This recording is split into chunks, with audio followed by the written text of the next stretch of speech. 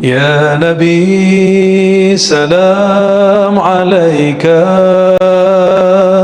يا رسول سلام عليك، يا حبيب سلام عليك،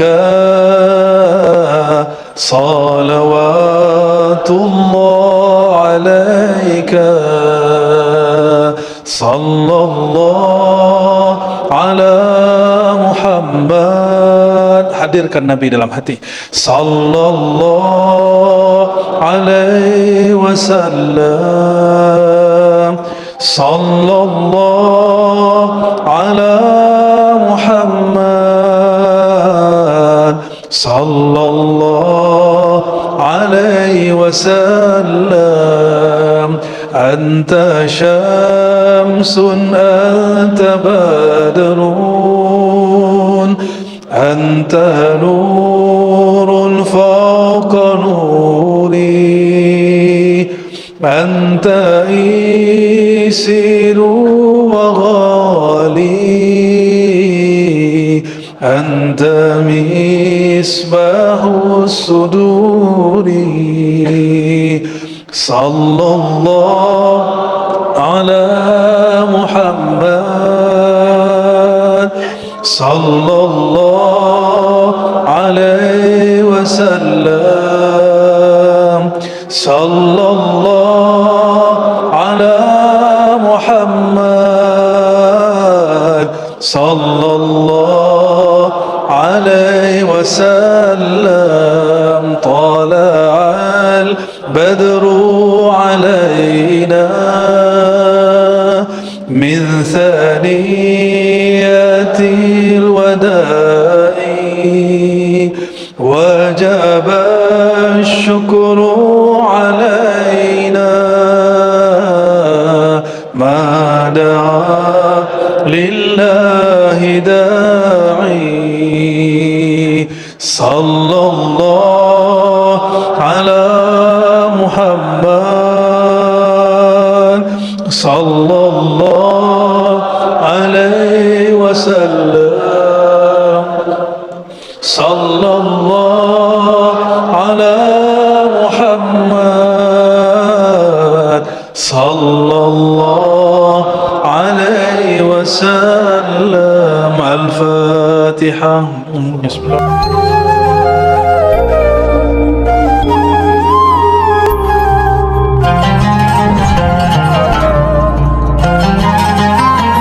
Kenapa setelah ada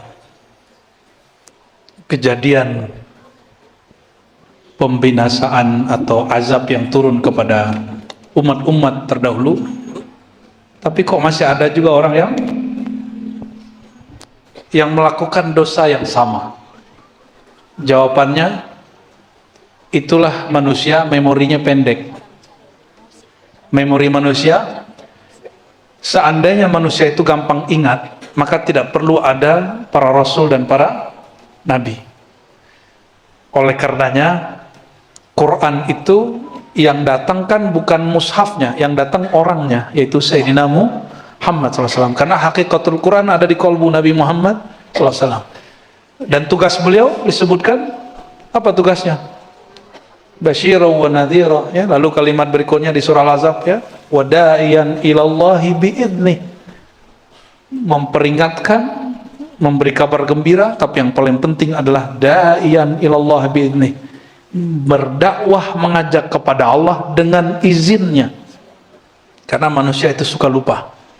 Oleh karena itu, jangan heran hari ini diajarnya udah sampai samud, ya. Besok banyak lupa itu. Ya, besok banyak lupa itu.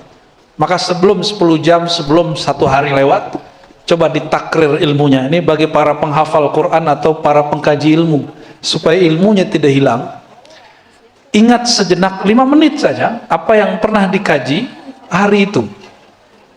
Nanti pas tidur, itu otak kita nyusun, buat file-file sendiri di kepala, dan kapanpun nanti dia ditanya, dia nggak akan hilang. Jadi caranya setiap hari ngajinya harus 2 kali. Pagi input, sore review.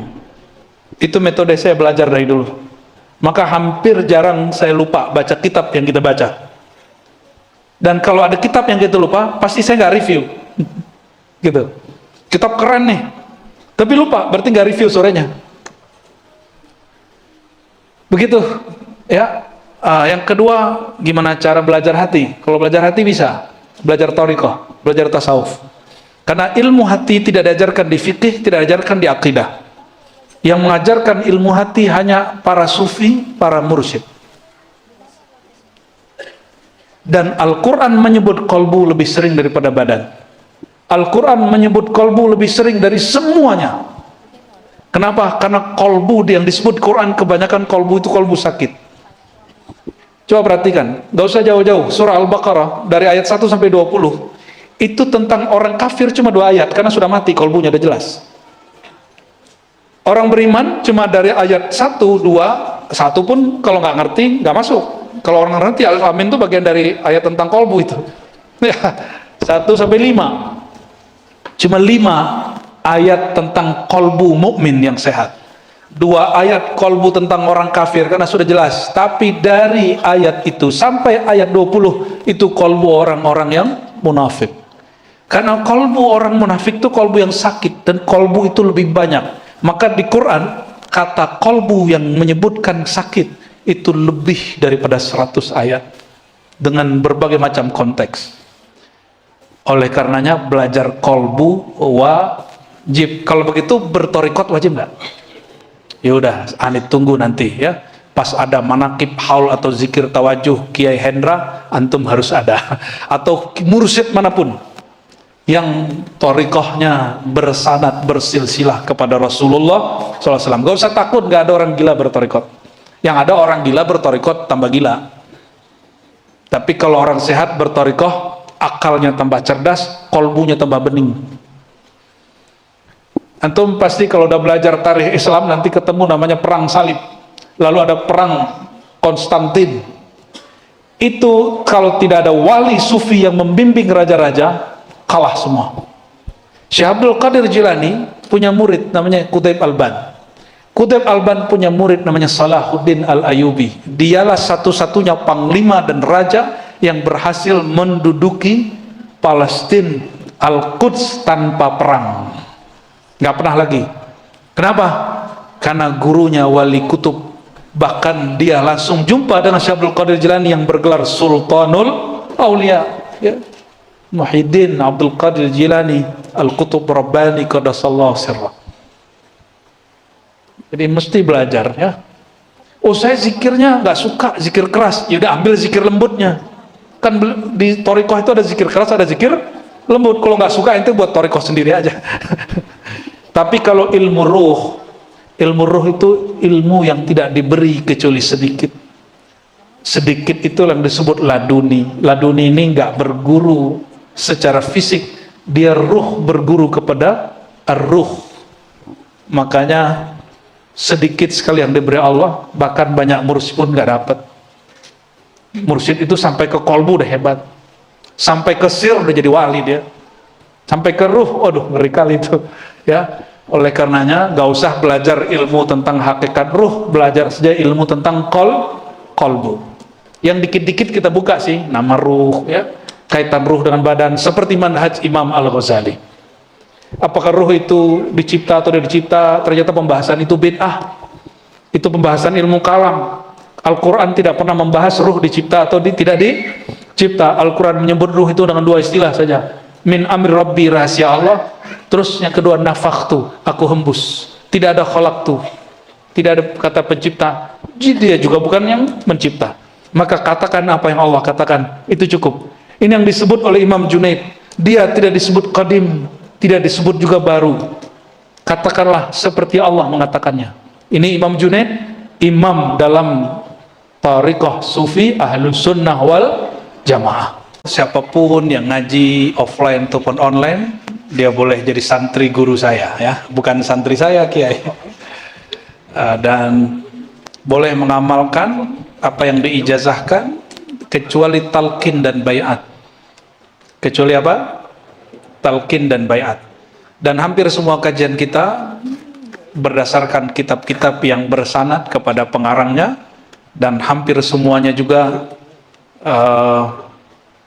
bukan hampir semuanya adalah kitab-kitab ulama ahlus sunnah. Jadi saya tidak pernah mengajarkan kitab di luar ahlus sunnah kecuali di kampus. Kalau di kampus karena kepentingan kurikulum kita bahas kelompok Mu'tazilah langsung ke kitabnya, bahas kelompok Ismailiyah langsung ke kitabnya, bahas kelompok Syiah langsung ke kitabnya. Tapi kalau di luar kampus saya nggak pernah mengajarkan kitab-kitab itu sekaligus, ya. Untuk mencari mursyid, jangan berpikir mursyid si anu cocok dengan aku, tapi pantaskan diri kita menjadi murid seorang mursyid. Kalau syurutul mursyid, syarat seorang mursyid itu sederhana, nggak usah aneh-aneh. Syarat mursyid itu cuma satu sebenarnya, dia diangkat oleh mursyid sebelumnya, Anda selesai. Betul Kiai? Ya. Nggak ada lagi syarat yang rumit. Yang rumit itu cuma orang udah alim, jago kitab, sudah riyadhah, sudah tahajud, boleh nggak jadi mursyid? Nggak bisa, karena dia belum diangkat oleh mursyid sebelumnya. Mau mursyidnya masih hidup ataupun sudah wafat, yang penting dia diangkat. Diangkat itu apa? Sebagaimana Rasulullah diperintah oleh Allah, ud'u ila sabil. Sabil apa gimana ayatnya ya? Ada wadfa billati hiya ahsan. Ud'u ila sabil rabbika bil hikmati wal mau'izatil hasanah. Itu perintah. Wa'murhum bil urf. Itu perintah. Ya, perintahkanlah, ajak mereka. Allah berkalam. Syekh Abdul Qadir Jilani itu bukan orang Arab. Dia orang yang lahir di Persia, tapi zuriat Sayyidina Hasan dan Hussein. Beliau ini besar di Baghdad, tapi lisannya campur antara Persia dan Arab. Ketika gurunya wafat, Al-Imam Dabbas wafat, ahli mau'izah di zamannya, orang-orang minta beliau untuk berceramah dan mengajar kitab. Apa kata beliau? Enggak mau. Disuruh enggak mau. Tiba-tiba malamnya setelah dia berzikir salawat, dia tertidur. Dalam tertidur, ini riwayatnya sahih, ya, ada dalam kitab-kitab tarajim yang ditulis ulama-ulama Ahlussunnah. Ini wali begitu, ada masalah yang negur Nabi. Kalau ente yang negur siapa? Ya, alarm pun nggak bangun, ya. Sayyidina Syekh Abdul Qadir Jilani dikunjungi ruhaniyah Sayyidina Muhammad Abul Ruh Abul Arwah Sayyidina Muhammad sallallahu alaihi wasallam. Apa kata Nabi sallallahu alaihi wasallam dalam pengalaman rohaninya? Kallim. Apa arti kallim? Bicaralah kamu, jangan diam. Sebar ilmumu, jangan dipendam. Lalu Syekh Abdul Qadir berkata, ya Sayyidi, lastu bi Arabi, ana ajami. Aku orang ajam, orang asing, bukan orang Arab. Lisanku tidak fasih. Kata Nabi, kalim sampai 3 kali. Baru dia bangun. Besok baru dia kemudian mengumumkan, melanjutkan majelis guru-gurunya, karena gurunya yang perintah ini. Dan yang maha guru Sayyidina Muhammad pun memerintahkan. Maka hampir semua riwayat-riwayat yang disebut hadis, padahal bukan hadis di kalangan sufi, itu kalam-kalam beliau. Kalam-kalam beliau. Al-alam minni wa ana minallah, alam dariku, aku dari Allah, itu bukan hadis Nabi, itu kalam beliau dalam pengalaman rohaninya. Ya, jadi jangan berpikir mursyid syanu pantaskah bagiku, ya. Mursyid itu syaratnya cuma satu, diangkat oleh guru mursyid sebelumnya yang thariqatnya sah dan juga ijazahnya sah, ya, bersambung sampai kepada Rasulullah. Guru sebelumnya diangkat oleh guru sebelumnya terus sampai kepada Sayyidina Muhammad sallallahu alaihi wasallam. Biasa guru-guru itu tengkarkan mereka manusia, ya kan, ikhtilaful ulama rahmah, bukan hadis, ya. Ulama kalau ikhtilaf rahmah, banyaknya thariqah, banyaknya mursyid itu rahmat. Kalau nggak cocok sama mursyid yang kenceng, cari mursyid yang lembut, tuh gampang tuh. Nggak cocok sama zikir keras, cari zikirnya yang lembut. Jadi pantaskan diri kita untuk bertemu pewaris Rasulullah. Jangan berpikir mursyid syanu nggak pantas, ya. Gitu kayak. Semoga ketemu segera. Dan saya tutup dengan satu hadis. Hadis Imam Ahmad yang selalu kami sampaikan kepada semua orang yang mencari guru mursyid, murabbi. Ini murabbi beda dengan murabbi pergerakan. Ini murabbi kolbu. Kata Nabi SAW, hadis Imam Ahmad, hadis sahih, hasil sahih li ghairihi, ma khaba man istakhara wala nadima man istashara. Ya. Kalau riwayat Ahmadnya, min husni islamil mar'i, ya, min husni islamil mar'i, di antara ciri-ciri orang itu akan beruntung, jalannya bagus, ayyastakhira ilallah fi amrih, dia beristikharah kepada Allah dalam urusannya. Adapun yang pertama riwayat Dailami, kalau yang kedua itu riwayat Imam Ahmad. Maka jika ingin bergurunya beruntung, berguru yang gurunya betul-betul al-waris al-Muhammadi, pewaris Sayyidina Muhammad SAW, ya, istikharah dulu dan musyawarah kepada guru-guru mulia. Guru mulia yang hatinya tidak iri dan dengki. Kalau guru iri dengki, dia bilang, oh jangan ke situ, ngaji ke saya aja. Ya, padahal kalau guru mulia, dia tidak mengarahkan murid sesuai nafsunya, tapi dia mengarahkan murid sesuai isyarat dari Allah Subhanahu wa ta'ala, biar murid fokus ke Allah, bukan fokus ke dirinya. Ya, betul, harus hati-hati, jangan sampai dieksploitasi, karena banyak juga mursyid-mursyid yang mengeksploitasi. Itu mursyid dajjal, ya, bukan mursyid sahih. Tapi jangan kemudian antum berpikir, ya mohon maaf, orang yang paling banyak berkorban untuk Sayyidina Muhammad, Sayyidina Abu Bakar. Sayyidina Abu Bakar itu untuk mursyid beliau, nama mursyid beliau Sayyidina Muhammad, hartanya dikasih, kendaraannya dikasih, nggak ada lagi anak jadi hantar, wahai Rasulullah, jika ini yang bisa bikin engkau terhibur, ini ambil anak saya. Coba kan, nggak ada yang berani begitu kan sama saya. Bawain mobilnya, rumahnya, kan nggak ada yang berani. Paling-paling baru bantu sekian itu sudah merasa berjasa. Jangan. Ciri-ciri orang diterima amalnya, dia lupa sama jasanya. Ciri-ciri mursyid diterima di sisi Allah ilmunya, amalnya, dia pun tidak merasa memiliki murid, tapi dia merasa dititipi murid. Itu beda, ya. Jadi yang sudah punya mursyid, yang sudah banyak pengorbanan, jangan pernah sekali ngomong gini, aku ini kan orang Palembang nih, aku ini sudah banyak berkorban habis-habis untuk tuan guru ini, tapi aku pun datang tak disapa. Ya salam. Hal itu terjadi pada Syekh Abdul Qadir Jilani. Setiap ada tamu datang yang baru, beliau sambut, masukin ke kamar yang khusus, ruang tamu. Tapi murid-murid yang sudah biasa datang, langsung disuruh masuk. Gitu.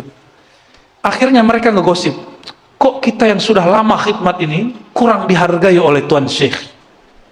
Sampailah ke telinga beliau secara rohani ataupun secara empirik.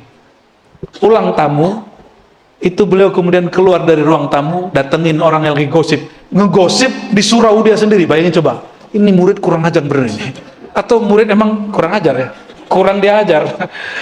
Akhirnya beliau ngomong ini, wahai Ananda, para muridku, kalau kalian kan sudah tahu siapa aku sudah tahu siapa kalian, apa masih perlu kita bermanis-manis muka? Sedangkan tamu-tamu itu belum tahu siapa aku, belum tahu siapa kalian, belum tahu majelis ini apa. Maka aku sambut mereka baik-baik, aku spesialkan mereka, karena nabimu bersabda, siapa yang percaya kepada Allah dan hari akhir, maka ikram, muliakanlah, bermurah hatilah kepada tamu. Baru muridnya diem.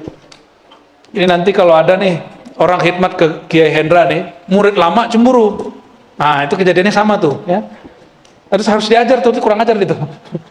Ya, harus diajarin, jangan didiemin, mesti dibina kembali, harus diterbiah kembali. Pendek kata, banyak sekali kriteria mursyid kamil, mukammil, marsyid, macam-macam. Satu saja, dia diangkat gurunya dan dia hasil istikharahmu. Lanjut, itu mursyidmu. Ya, wallahu a'lam bis-shawab. Itu ilmu sepanjang hidup itu, Bang. Karena jangankan si abang yang nanya ini, kiai aja bertengkar dengan takdirnya. Tapi sebelum saya sampai ke sana, abang kalau mau bahagia, mesti terima takdir. Dzaqa ta'mal iman man radiya billahi rabbah, hadis Bukhari. Pasti merasakan zauq. Ini zauq, kata zauq ini bukan istilah sufi, ibid'ah sufi, tapi diambil dari penghulunya para sufi, yaitu Sayyidina Muhammad SAW. Dzaqa, dapat zauq. Maka ilmu zauq ini bukan ilmu orang tarekat, tapi ilmu Sayyidina Muhammad SAW. Akan mendapatkan rasa ta'mal iman. Ta'am itu rasa memakan, menikmati nikmatnya iman. Iman itu lebih dahsyat dari makanan. Makanan itu ada manis, apalagi asin, pedas. Ya, iman juga begitu. Ada rasa pedasnya, ada rasa manisnya, ada rasa apa lagi? Asinnya. Itu rasa iman, dan lebih nikmat dari itu. Karena yang merasakan bukan lisan ini, yang merasakan lisan ruh, lisan qalbu. Dia yang merasakan. Siapa? Man radiya billahi rabba. Orang yang ridho terima kepada ketentuan Allah kepadanya. Tolong bedakan kelompok yang serba takdir, menyalahkan takdir, dengan orang yang menerima takdir. Itu beda.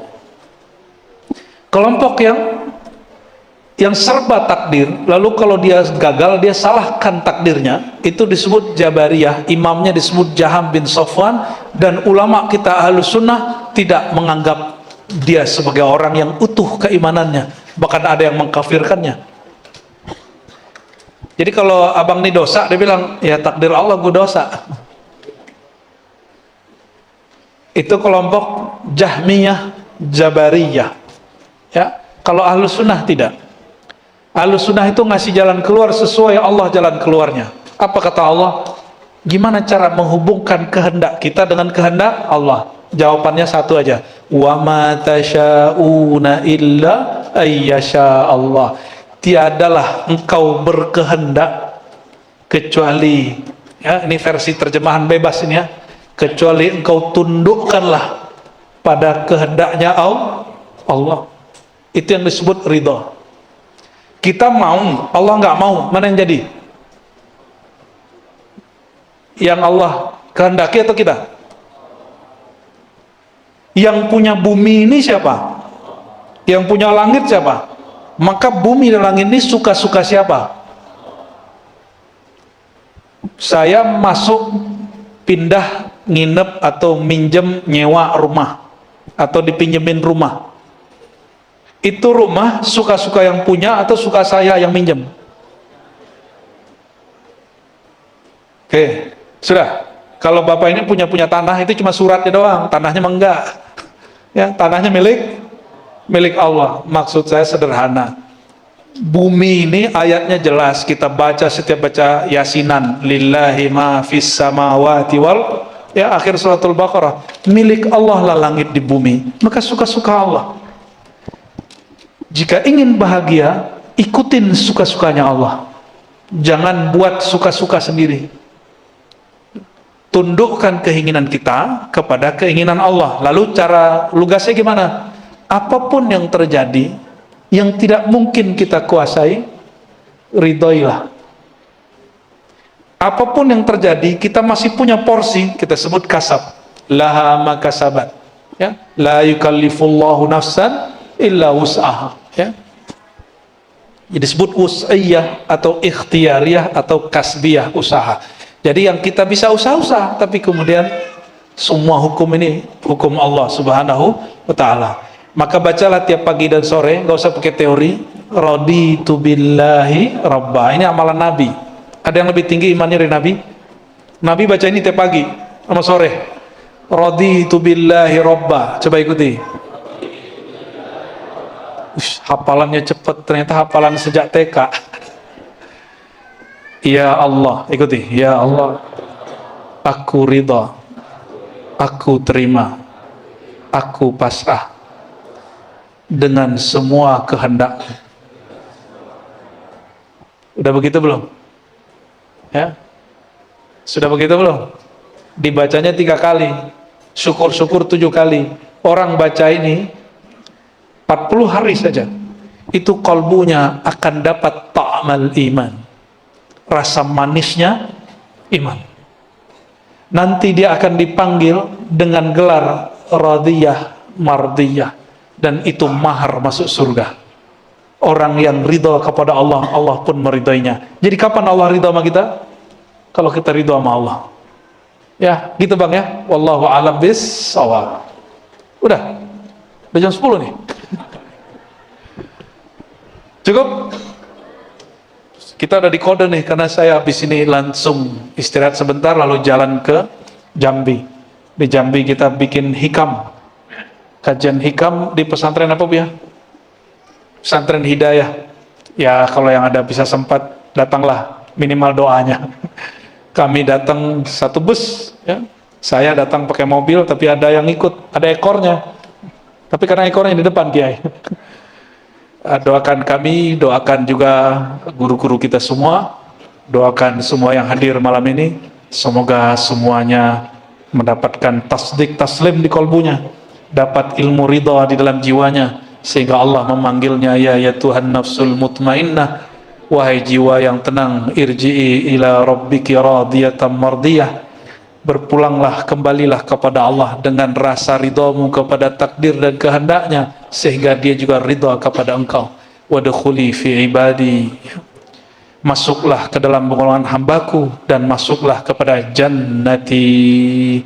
Innallaha malaikatahu yusalluna 'alan nabi ya ayyuhalladzina amanu sallu 'alaihi wa sallimu taslima. Kita salawat sama-sama ya. Allahumma shalli wa sallim wa barik alaihi. Ya Nabi salam alaika, ya Rasul salam alaika, ya Habib salam alaika, salawatullah alaika, sallallahu ala Muhammad. Hadirkan Nabi dalam hati. Sallallahu alaihi wasallam, sallallahu ala Muhammad, sallallahu alaihi wasallam. Anta syamsun anta badrun, anta nurun fawqa nuri, anta isiru wa ghali, anta misbahu suduri. Sallallahu ala Muhammad, sallallahu alaihi wasallam, sallallahu ala Muhammad, sallallahu alaihi wasallam. Tala'al badru alaina min thaniyatil wada'i, wajaba syukru alaina ma da'a lillahi da'i. Sallallahu ala Muhammad, sallallahu alaihi wasallam, sallallahu ala Muhammad, sallallahu alaihi wasallam. Al-Fatihah. Bismillahirrahmanirrahim. Ya Rabbi ya Bismillahirrahmanirrahim. Amin. Allahumma inna nas'aluka ridha. Ya Allah, kami mohon ridhamu. Allahumma ya Allah, inna nas'aluka syauq ilaik. Ya Allah, tumbuhkan rasa rindu kami ke hadiratmu, rindu kami jumpa kepada engkau. Wa nas'aluka syauqa ila habibik. Ya Allah, mohon tumbuhkan rasa rindu kami kepada kekasih engkau Nabi Muhammad sallallahu alaihi wasallam. Rabbana atina fid dunya hasanah wa fil akhirati hasanah wa qina adzabannar. Wa sallallahu ala sayyidil wujud sayyidil kaunain wa ala alihi wa sahbihi wa baraka wa sallam. Walhamdulillah rabbil alamin. Mohon maaf salah kurangnya. Assalamualaikum warahmatullahi wabarakatuh.